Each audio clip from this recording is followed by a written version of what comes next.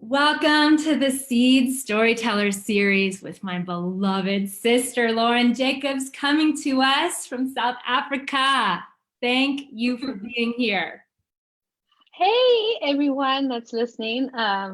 Yes, I'm a little bit in Paris today, in South Africa. I had to just have something cool going on in the background. But it's Sarah, so good to be with you and with everyone that's listening right now. Just greetings and hello. You guys are in for a treat. If you don't know Lauren, she is a fierce warrior of justice, a gender equity activist. That is a tongue twister. That is just at the heart. She's just about creating a space, creating a community, creating a world where people have worth and dignity and are loved and belong and are doing their unique and one-of-a-kind thing in the world. And so I cannot wait for you to hear a bit of her story. And if this is your first time on the Seeds Storyteller Series, I need to warn you that this is not a sit back and, watch at a distance. We want you to lean in because we believe that we find our stories and the stories of each other. And so as amazing as Lauren is, and as she is definitely one of my heroes, I want to make sure you know that you are invited to really pay attention to what parts of her story bring goosebumps to you, bring tears to your eyes, make you excited, because that is part of the treasure hunt of your life and who you are. So as we dive in, be watching for that stuff, and be ready, because if you're here, it's the stuff of destiny. So we're glad that you are a part of it. This will last about 45 minutes. And please comment below, whether live or on the replay, and we will be excited to continue the ripples of stories, of connections, of conversation. And do note that in the write-up, there is a link for all kinds of other ways to connect with Lauren. Beautiful quotes, part of her story, that you can dig into and find some nudges for inspired action for your life today. So sister, thank you for joining us from Paris / South Africa. And and one thing I want to start with, because you are, as I said, a warrior, you are an activist, and yet it was your suggestion that the title for this conversation is you have permission to be unproductive. It's okay to not be okay. So I want you to talk a little bit about how that kind of permission kind of comes up next to your fierce, passionate calling to do stuff, So will you talk kind of about, how that is for you? Because I think it's so important. And such it is. Yeah, it is. I think, I was sitting at the beginning of this whole pandemic, with seeing just so many things happening and the world changing right in front of us. And I kind of saw a lot of posts on social media that was saying things like, well, if you don't start a side project, or you don't start a side hustle, or you don't come out of this with your new book out or whatever, then you're lazy, And I was like, what? Right. What are people doing? And there was a lot of pressure on people right from the beginning to be active and to be, exercising like crazy, and to be working on yourself and to be doing all of these things. And a lot of people I know actually started saying to me, well, I'm not using social media at this time, at this moment, because I feel pressurized. I feel the pressure. And that kind of got me thinking that this is not okay, because what we are doing is imposing our worldview on someone else. So maybe, for us, it's a thing of like, well, you have to be exercising. How can I push that onto someone else? How can I tell someone else that's what they need to be doing? Right. So for me, it was very much a thing of realizing that it's okay to not be okay. In other words, we will have so many emotions during this time. Yeah. And sometimes, even for myself, I'll wake up in the morning and still feel overwhelmed, even though we've been in lockdown for 6 weeks. Yeah. And, I still feel overwhelmed where all I have enough energy to do is just sit, Mm. and have so much time go by and then feel the guilt of going, well, I didn't actually do anything today. But in the midst of this, and I know that I'm not the only one, we are seeing people lose loved ones. We are seeing people lose their jobs. We are seeing them lose their income. I have friends that have had to cancel their weddings. I've had a friend have a miscarriage during this time. And that's very hard because you can't be with your loved ones in the hospital. So when you have that miscarriage, you're all on your own. Your husband isn't with you. That's a very hard thing to go through. You're excited, go for a scan. You just realize something's wrong. I've had people be very ill during this time. A friend found out she had a brain tumor during this time and had to go for emergency surgery. So although those sound like negatives, that's just real life, you Mm. know? And so how can we be saying that I need to be coming out with my side hustle, my new book, my new project, or whatever, during this time where we're trying to protect ourselves against this virus that we've been told is very bad, but also holding space for other people's losses, and we're trying to be with them in those places. So I think that in the midst of all the stuff, for me, it's really been about being present with yourself and being present with your emotions. And, there's two parts of that, obviously, which we'll talk about as we get into it. But it's really about, I say that during this time, I've been working intuitively. So when I wake up in the morning, I sit, and like during the time of what I would say is a silent prayer or a meditation, see what I'm led to do.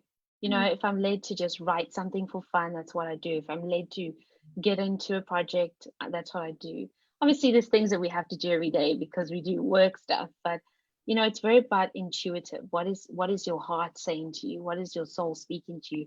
And if it's saying to spend time just in a little bit of silence, that's what we need Mhm. to do, and force that idea back. Be activists against the normal way of thinking of saying Mm. you've got to be doing this, you've got to be hustling, you got to be busy. That we need to break that mindset. We need to Yes. be silent and be present with ourselves and with others. Yeah, that's amazing. I do think if more people heard that message and felt it, there would just be this collective sigh of like, oh, Yeah. because I think there is a very strong message right now to hustle and to produce and to Mm. create. Ah. And the thing I love about what you were saying, that it feels like it also has this has roots in deep compassion and saying, look, I am choosing in the if you feel intuitively and prayerfully and meditatively led this way, to not produce because I want to companion and be present to the people in my life, strangers and loved ones who are grieving. That is active. It might not end up having a book cover on it, but it's Exactly. deeply active and compassionate, and about like the stuff that I think matters so Mm. much in our world. So I'm Ex- so grateful exactly. to you to have suggested that that's kind of how we lead from the title of this Mm. conversation and into like the roots of it. That's amazing. Mm. So I do want to take a moment, and so you're coming to us from South Africa. Can you give us a little glimpse of kind of the fabric of your community, your neighborhood, your country, just what's happening right now, as you look Mm. around, and yeah, how are people Wow. doing? I've tried to, I wanted to thread this as positively as I could for our conversation. I was like, I don't want to make this heavy, but Yeah, I also we have to be real about yeah. what is happening. And I will start that off by saying last week, the UN gave South Africa a warning and said that we are in danger of a toxic containment within South Africa. And they warned us and seven other nations that the restrictions that our nation has put on their people is not good. And right from the beginning, our government kind of reacted really quickly, which was good, Yeah. because no one kind of understood, No. this COVID-19. No one knew. And, with HIV and TB and everything that's very prevalent in our country, a lot of people were scared because obviously COVID-19 being a respiratory disease, a lot of people were scared and saying we need to contain this thing big time because we don't have the finances, we don't have the medical reality that can do this. But after a few weeks of lockdown, it hasn't. Our cases are at about, I think, 5,000, and there's only been about 150 deaths, so that's good, because that's really good. However, we are losing so much money. They say that over 1 million people lose their jobs. And the big thing about this is that people are hungry. If you just go on Google, you will see lines and lines of people waiting to get food. Food has been stolen by members of the government and resold, and that was food that was for free. There's a lot of hardship right now, and people are angry. And you see this collective anger that we are sitting with. We have the military in our streets, so we have a curfew. You can't go out. If you go to the store, you have to show a receipt to the police if they stop you.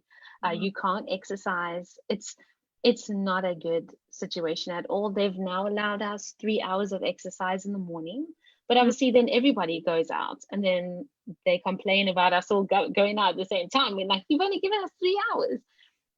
So it kind of just contained, and I'm not a smoker. I don't like the smell of cigarettes and stuff, but they have totally banned cigarette sales for about 6 weeks. So people are obviously angry about that. And I think that is ridiculous. I mean, like I said, I'm not a smoker, but it's just a lot of things that don't make sense. And the loss to our economy is so bad. So just in general, I'm just, we're all trying to give each other hope. South Africans, we try and deal with our losses through humor. So lots of jokes and lots of funny things. That's what we do. We laugh at ourselves a lot. But people are very angry, and a lot of people are speaking up. Celebrities are speaking up. Radio presenters are speaking up and saying this is coming to a head. It's coming to a point, and people are getting to a point where they, I think, are going to. I don't know what's going to happen. I don't know if there's going to be protests. I don't know. And it will be big, because it's just become a bit tough. So I think that I wanted to frame it very positively, but I also have to be very real to say that it's tough right now. We don't know what's going to happen, and people are losing their jobs, and it's hard for people right now, and we just don't know. We just don't know what's going to happen. We feel like we're not just fighting a virus, because a virus kills, but our economy keeps people alive. And right now we're killing our economy. So it just, it kind of feels hard for people. And so that's kind of the space that you hold as well, trying to think. Sometimes I feel overwhelmed because, you see people and they're hungry, and you want to help here and you can't. And that's been overwhelming for me. That's been what's pulling on my emotions. But otherwise, we're fighting hard, and we trying, That's about what I can say. But it's hard. Well, my heart and prayers are with you, your neighbors, your country. It's a lot. It's a lot.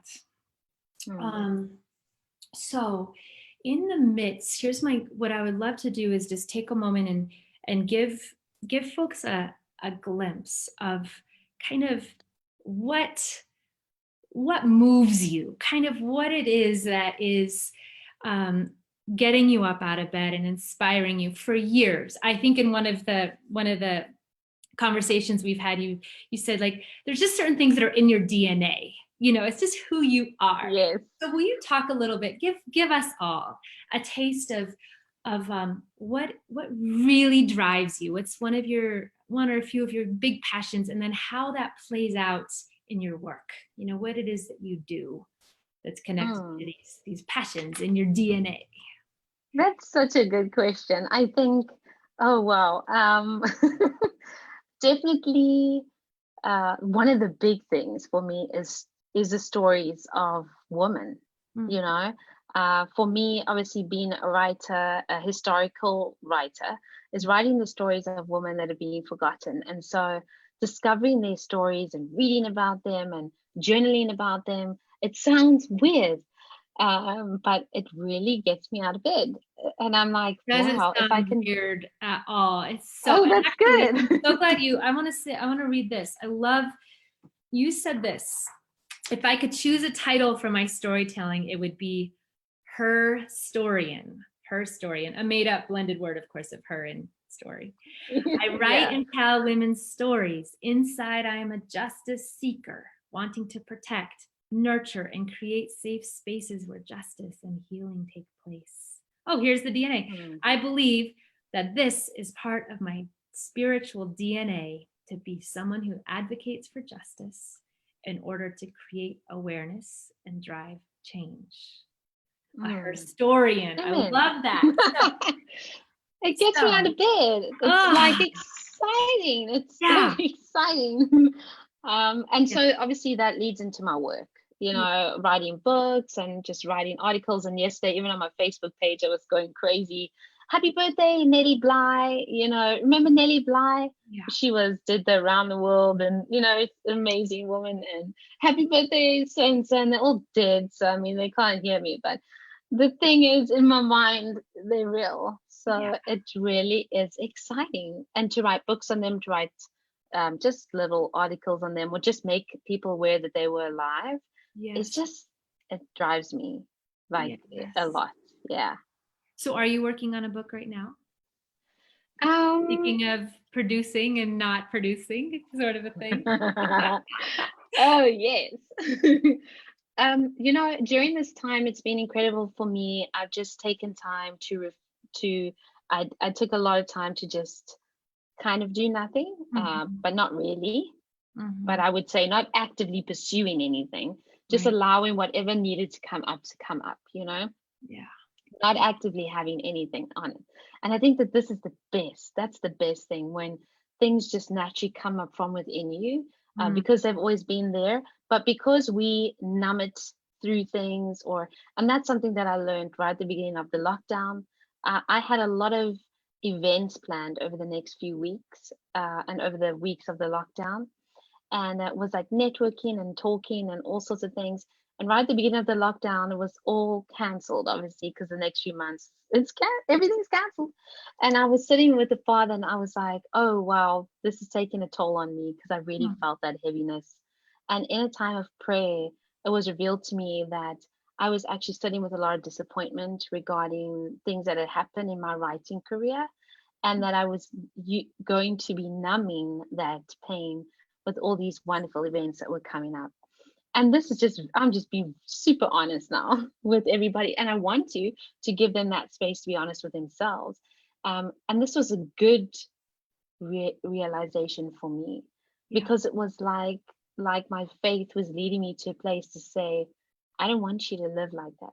I don't want you, because I have faced a lot of disappointment, and that's the journey of a writer. You face a lot of rejection, you face a lot of disappointment, and it sometimes is heavy to carry alone, but other people can't understand it, so you carry it on your own, and then you find other ways to be successful, and it kind of can numb the disappointment. And sometimes that's not a bad thing, but I think it was just the time where I was supposed to deal with it.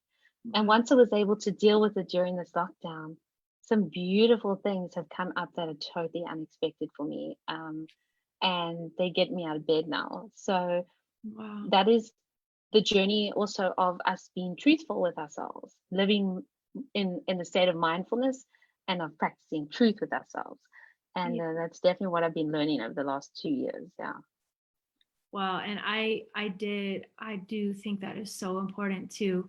And it's come up, in this series where I've been talking with friends of mine from all over the world that are inspiring me to the core, and how they're navigating these days of the coronavirus pandemic. And there has been this theme of unexpected gifts in the midst of the lockdown, and many people battled with the gifts initially. It wasn't like a Yes. serene, like, initially. I mean, sometimes it's been very painful what has uh, Yes.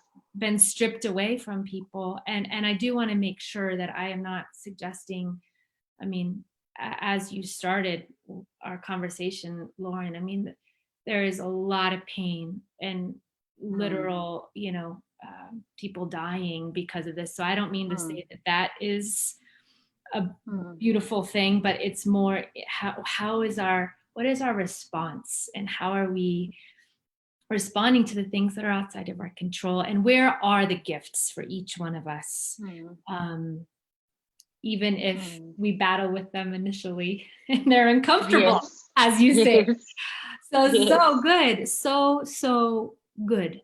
And the other piece that's embedded in there that I love, that's part of, I see as part of your DNA, is really wanting to create spaces for people to be able to be real, to, if they're Mm, happy, to dance, if they're sad, to yeah. cry, if they have a story to write it, to whatever the thing Mm. is. So this passion of yours for safe spaces Mm. for people, when did that come into your, something you value and into your work? It definitely came into being in about 2009, which was quite a long time ago. Mhm. I was studying psychology. I graduated and then went into my honors program. And at that time, I realized I wanted to work with victims of trauma, people who had been affected by intense trauma. So I joined a nonprofit trauma center, and Mhm. we had to do a whole year long program at the trauma center to do on-site trauma. And so the first 6 months you deal with yourself for 6 whole months. There was about 32 of us that entered the program, only 12 Mhm. of us made it through. And that shows you, Sarah, like big time, the amount of us that walk around and we never deal with what's within us. Yep. Because during that 6 months program, the social workers, because you're working under social workers and qualified psychologists, Mm. they are analyzing the things that you do, that you say. You've got a journal that you're writing in, and a lot of people don't make it through the program. So when 12 of us made it through the first 6 months, you go into the next 6 months of learning how to work with trauma, Mm. and so we worked with the police and worked with the hospital. So you go on site trauma. So say there's a suicide, you accompany the police to that place, and then you'll be with the family members. So it was trauma work, on site trauma. Someone's been raped, you go through the process with them of the examination and everything like that. And then trauma counseling comes much later. And so Wow. for me, it was during that time, 2009, of learning about trauma and how to hold space for people, that I realized that this was something that I wanted to do. It just really came up within me that we're not real. And I'm a very real person. And Mhm. I think that that has caused me to not have that many friends in life. But I just think that people like to put up like a fakeness, or Mhm. everything's okay, or just trust God is something people hide behind. And I want to say that, like, for some people it's real, but a lot of times it's just trying to get ourselves to a point where we're trying to motivate ourselves instead of being silent with our pain. I truly believe there's no negative emotions. I don't believe anger is negative. I believe how we act within our anger can be negative. But Mhm. if I feel anger like I have during this lockdown, sometimes I'll sit with it and say, how can this be fuel for the fire for something that I do? If I'm angry about a bad review, and I've always been like this with my writing, I sit straight down at my computer and I just start furiously writing something new, making it better. And so it's been fuel for my fire. So it hasn't been negative because I walk away feeling better. But there's a great talk by Susan Davids, a TED talk, and she Okay. talks about how anger is not negative, how we've assigned through socialization and how we've grown up negative ideas to certain emotions. Like anger or grief, we see it as bad to be avoided, but it's Yep. not. It can help us learn and grow. So I think that was how I wanted to be. I would love to create a safe space where someone comes to me and says to me, Lauren, I'm angry. Mm. And I'm like, that's cool. Yeah. Tell me about your anger. It's not a case of like, well, let's try and avoid it and reason it away. Right. Let's create a safe space. And in that, we can then get to a point where we're like, okay, this is what we're dealing with. Now let's figure out how to walk forward with it. And I think that that's coming to into my work of just holding conversations with people. Now I did counseling for a long time. I do not do it anymore, but I just want to be there for people. Yeah. Just be like, you can tell me whatever you want, and I don't judge you. Mm, I love that. And I think it's to have spaces to be real like that.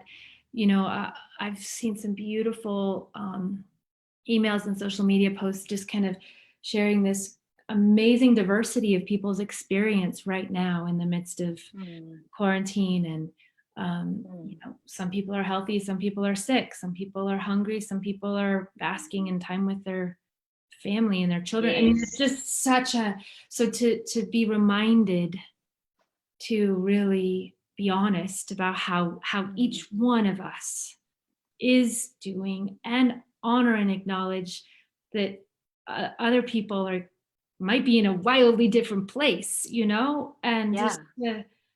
to move in that kind of very real. And my mom calls it, she calls that kind of being with each other, heaven's hospitality, or a radical hospitality of just like, That's okay, so here's how cool. I am, and how are you, and how do we just do this, to each other, Yeah. embrace that. um, Yes. so I just think because the deeper we get into these days, the more we need to do what you're talking about: safe spaces for Mm, ourselves, honest spaces, and for each other. So mm, thank you for giving absolutely. voice to that. Um, I did, in the midst of that, I don't even know if you remember sharing this with me, so I'm going to share it. Okay. I love this. This nudge to keep it real, which you just said, but acknowledge that sometimes you are stronger than you think you are. So I'm going to say, Mm, in here, you say, um, we can be real with ourselves, which is what you just said, and we are stronger and more able to overcome than we think we are, especially mm, when we go it together. mm. So true, so Exactly. awesome. um, and that is the thing, right? I think in these days, especially when we keep it real, if we're in a place of struggle, to Mm, yes, have moment of prayer and meditation and quiet, yeah. to go it with people, especially if life Mm, is hard. mm. Thank you You for know that. what's so crazy is that at the beginning of the year, I don't know if you have that practice where you have a word for the year. Yeah. Do you do that? Yeah. Yeah. Yes. Well, at the beginning of the year, I was really praying about this. I Mhm. wanted like a word from above, Yeah. like I wasn't just going to pick a word. It Great. needed to be a word. Needed to be a word from above. So I waited and I waited and I waited. And halfway through January, I was like, okay, there's obviously no word for me this year. I'm not getting anything. And suddenly, in a time of prayer, God gave me this word. And I was thinking, ha ha ha, about this word just last week. It was so incredible because the word that He gave me for this year was connection. And at the beginning of the year, I was like, I, I, I actually was very honest with myself and said that I have no connection or frame of reference for the word connection. I had no frame of reference for connection. It Mm. kind of just hung suspended in the air for me. Like, what does that Mhm. even mean? My word last year was joy. I have a lot of references for joy, but Great. connection, I thought of like a cell phone, like, and of a tower, that's the connection. Yeah. It's that's how we talk. Yeah. And I was like, oh, this is going to be interesting, God. Like, how are you going to do this in my life? And I kind of felt a little bit scared. And so during this time, I've been reflecting on this word connection. And one of the things I've really learned as well, and I want to say this maybe to other people, is sometimes we don't realize how loved we really are. And I've learned how loved I really am during this time by other people. I work from home, so I'm solitary a lot of the time. When you're solitary, you can kind of think like, well, my life doesn't really matter. But during this time, I've realized people have reached out, people have been checking up on me, not Mm. because I'm crazy or they think I'm going to do something crazy, but and we've done Zoom calls and we've just connected. And I've realized that God is showing me how connected we Mm. all are with one another and how much we really love each other. And I've thought, wow, we actually are loved by other people, even though we don't know it, and sometimes we get down. We think, oh, maybe people don't care about us or whatever, but people do. People love us, even if it's just one good friend that you've had with you during this time. they they're with you because they love you. We I read something the other day that said we are not all in the same boat, but we are all facing the same storm. And I thought that that was incredible because our boats look different, but Yeah. we're all facing the same storms. And so when we are loving each other, checking in on each other, being together, we're actually giving so much love because we're all facing a storm right now. But the fact that we're being there for someone else and loving on someone else just shows you how special you are to someone else. And so, we are loved, and Mm. you are loved, and the people listening, each one of you are loved by somebody else. And that's a worth that you can just hold in your hand and say, you know what, I am loved, I am cared about, I have value, my life means something in other people's lives. And that is, just take hold of that today and say, I am so loved, I'm cared about, no matter what you're going through. Yes. Thank you for that. That's amazing. Um, so sister, let's talk a little bit about kind of on a you spoke about how you start your day with this time of kind of quiet and Mm. prayer and meditation and intuition on where the day might go. What could you kind of share a few kind of rhythms in your day or practices you have that just kind of are strengthening your heart and your body and your spirit for these just chaotic and Yeah. sometimes beautiful and sometimes ugly, like just these days are so intense. So Yeah. what are a couple things that you do that are bringing you some peace and hope and joy? I go to bed when I want to go to bed. Okay. That's giving me a lot of peace. Which usually is about 1:30 a.m. in the morning, because that's when I really want to go to bed. Mm, And I spend about 2 hours before bed just in a very I do like I read a devotional, just mhm. think of something and just allow all these creative thoughts to just kind of flow. Some people wouldn't do that before bed because then they would just get excited, but it Right. helps me. Yeah, it helps me just get it all out. Mm, And then I wake up. I set whatever time I go to bed, I will set my alarm for about 9 to 10 hours after that. So I'm getting good sleep for my body. yeah. It doesn't matter what time you wake up, because right now that doesn't really matter. We're in lockdown, so it doesn't matter. And I don't have children. Mm, So some people will be saying, oh, but what about your kids? I don't have kids. So yeah. so I don't have to worry about that. In a sense, I don't have to make breakfast for Right. anybody, that kind Right. of thing. So wake up in the morning and then just have either a time where I'm just dancing for about half an hour. I love dancing. It sounds weird. No. Or I definitely do have a time where I just, sit. For me, prayer is not a thing of doing, it's a way of being as well. So I Mm, think that it's not just about sitting and being like, da da da da da. Whatever comes up, I will be praying about. And then I'll get into a rhythm of some sort of work if I feel that's what I want to do. And then one of the other things that really strengthening me at the time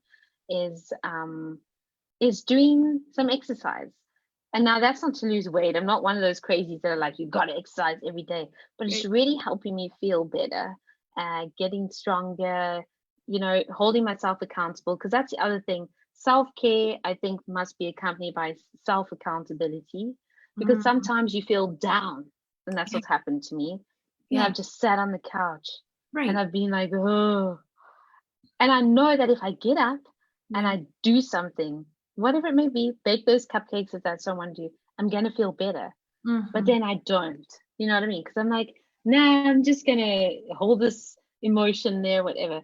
But then I have to also hold myself accountable and say, Lauren, if you can get over this, how you feel at the moment, just, but I need to know when those times are, then I get up and I do something. And Mm, but the other thing that's really helping me is I love to research things and to read a lot.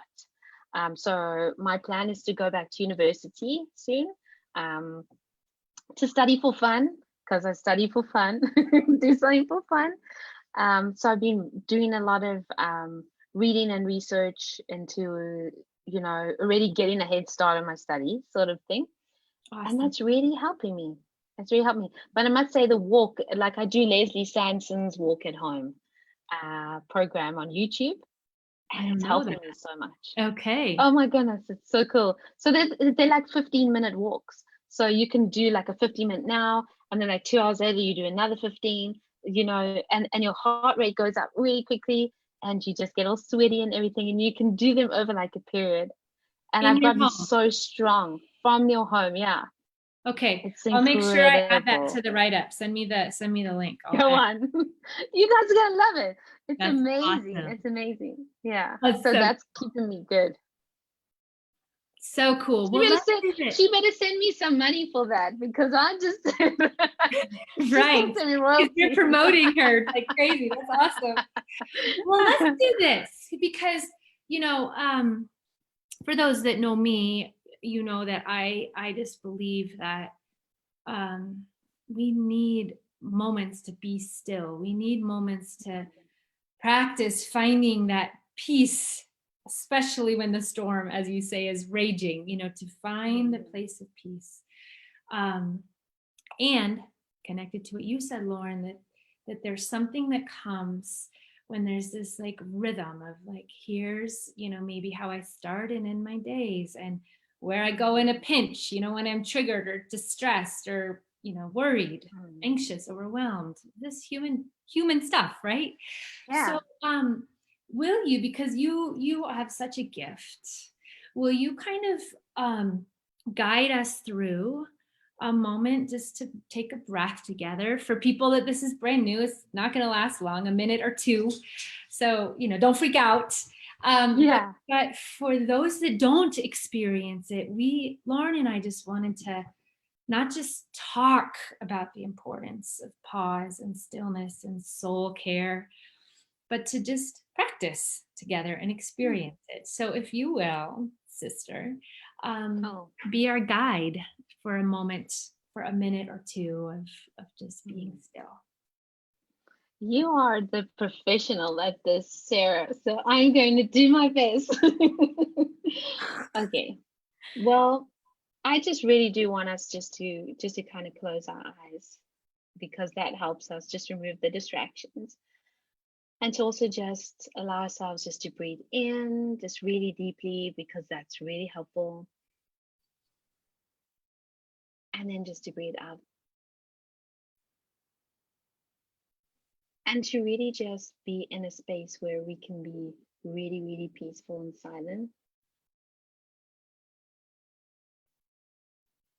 And the question that I guess I would love to ask you during a moment where we just pause, and I'm going to give you some time to think about this after I finish speaking, is exactly what I referenced earlier on, that if there is something that's coming up in your heart during this time, and I mean like a dream or a passion or something that you're feeling like in your heart that you're longing to do, that's coming up during this time because you have maybe more time to think about it or more time to give yourself that white space where your being can just, really be open. I want to really just ask you what stops you from pursuing where you're feeling led to, your passion, your dream, your goal, something that's just pulling on you now. And to just be in a moment of stillness and to just say, is there disappointment I faced in this area? Is there guilt? Is there fear of providing for my family so I can't do what I'm feeling led to do, fear what other people are going to think?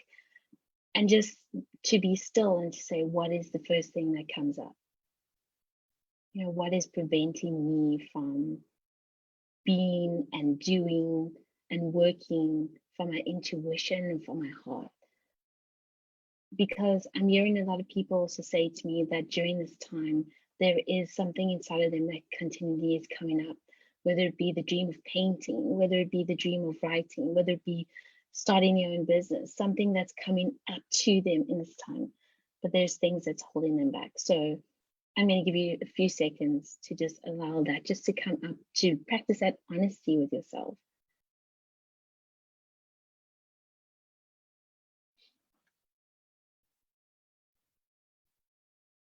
And if there is something that comes up, be it whatever it may be, despair or fear or shame, to just kind of almost hold it in your hands like it's a physical thing, and just open up your hands and let it be a spiritual thing of saying, I'm going to extend this so that it can be something that I'm going to work through, so that I'm going to practice honesty and be changed within myself from the inside out, so that when I walk away from this crazy time we find ourselves in, I'm going to be a bigger impact in my own life and in the life of others. And so I want you not only to be in this place of pause with us here, but to maybe take this kind of exercise, and for the next week do it, whether you end your day like that or start your day like that, to just take this and to just practice it and to say, where's my passion? What am I called to do in this life? What am I called to do in this earth? I have a gift that only I can bring to the world. Now's the time to silence everything else and access that gift and give it to the world. So that is the moment of pause that we can have together today. Wow, thank you. And the thing I want to make sure that y'all hear, I always feel like whispering after those moments.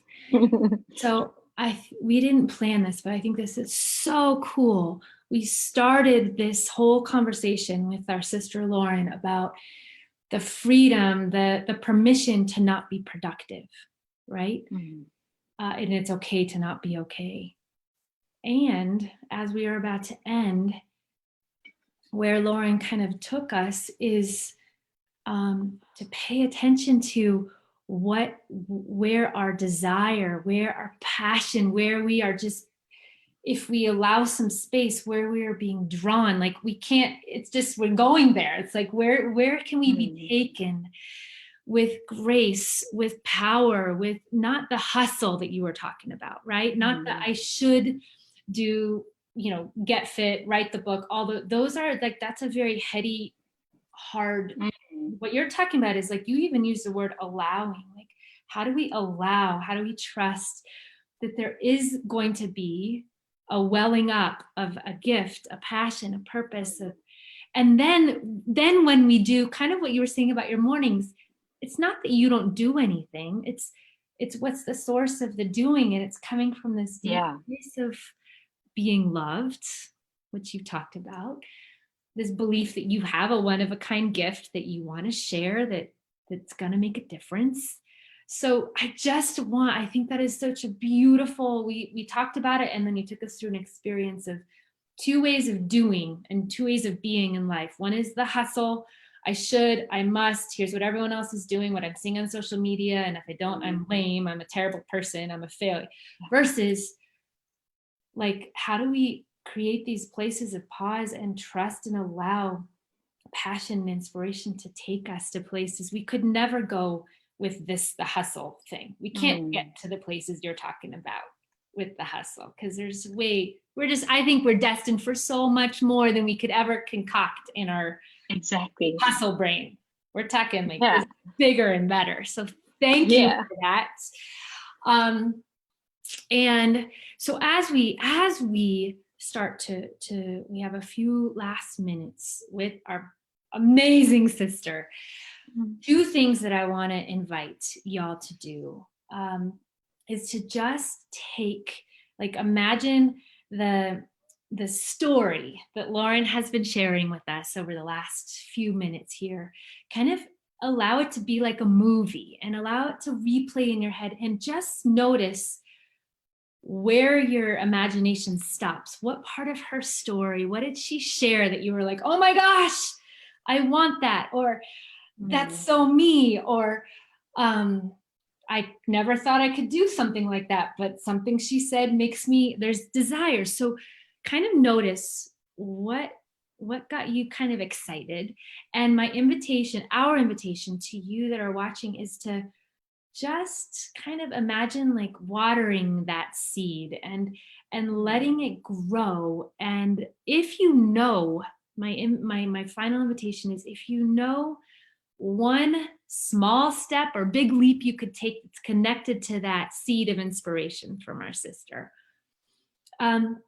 Do it, because there's something, again, when it comes from inspiration and we just kind of practice and try things out and play a little bit, do a dance, around it, do Yeah. something that will just kind of get your kind of connection between your inspiration, your soul, and just doing, kind of connect the being and the doing around Lauren's story. Um, Please consider reaching out and sharing what that is with me, because I would love to hear, and share it with one live person, probably virtually, or someone that you're quarantined with, just so Yeah. that you're witnessed, that someone hears out of your mouth what is capturing your attention and can remind you. Because when we remind each other, when we voice to each other what matters to us, something happens in that transaction. So please kind of play with those pieces.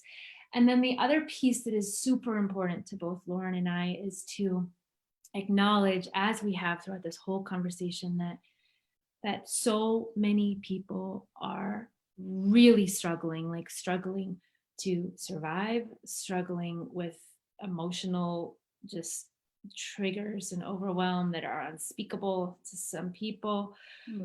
Where if you are in one of those depths of despair sorts of days or a season, we together as sisters want to reach our hands and our hearts through this screen to you and just say, we're with you. You are loved. Don't give up. You belong. And if you know one of us, please reach out and share what's going on. If you don't and you're willing to share, we'd still love to hear. Please share with someone the reality of how hard life is, so that you don't go it alone, because it can be a life and death thing to not go it alone when life is hard. So we're with you. You're not alone. And my gosh, I just looked at the time, must wrap up. So my sister, before we wrap up, I would love for you to share one last something. Speaking of desire, one last thing that you desire that's bubbling up to share before we wrap up with us. I would just like to say one of the things that I'm trying to do at the moment, which I want to encourage everyone else to do, is that not to forget about other people, not to forget about, if you have maybe, I know that, finances are really hard right now, but I know that if we can sow a seed somewhere, like I said earlier on, people I've been so hungry, and every day I get animal shelters reaching out, emails saying we can't feed the animals and what's going to happen. And if you can, I was sitting with like $5 the other day, and I was like, this is ridiculous. I can't give these people $5. Like, this is nothing. But then I was thinking, well, if 1,000 people give $5, it would be $5,000. So I'm not going to hold that back. So what I want to say is just to encourage you to let's continue to be good people, to be good humans, and not just when times are good, but sometimes, and it's no expectation for anybody to do anything that they can't afford. But please do just reach into your humanity and remember that there are animal shelters that need our help, or human trafficking organizations that are still trying to save people who are really, really struggling right now. Because trafficking is still happening. For example, abuse is happening big time. People need food. So please just kind of reach into your heart and say, how can I still give? Can I still sow a seed? Even if it's that $5 that I felt very shameful, like holding and being like, what? But please do it, or a $10 or whatever it may be. Please just continue to find it in our hearts to be good humans, because together that's another way we can just help one another. So please consider still doing that, and God will bless you, and he'll take care of the rest. You know what I mean? Like, we just sow a small seed wherever he's leading us to. Just still know people have lost a lot, so if we have, let's give. That's really what I want to say. Yeah. Thank you. I love that. What a beautiful last word. What a just bountiful blessing have these last 45 minutes been? Just a feast Mm. of wisdom, of story, of sisterhood. Thank you for sharing. And I can't wait to see Thank you you. again and have another conversation. No, this So has to been amazing, those, Sarah. Thank you. oh, you're welcome. It's my joy for sure. So Lauren and I want to wrap up and just reach out again one last time to you that are watching, and just our hearts are with you. We love you. And I'm just going to say it again. You are loved. You belong. We belong to each other. And let's stand tall together and light up the world. So peace, you guys. Love you guys. Love you, Lauren. This was Oh, amazing. me too. Thank you. Bye, guys. Bye.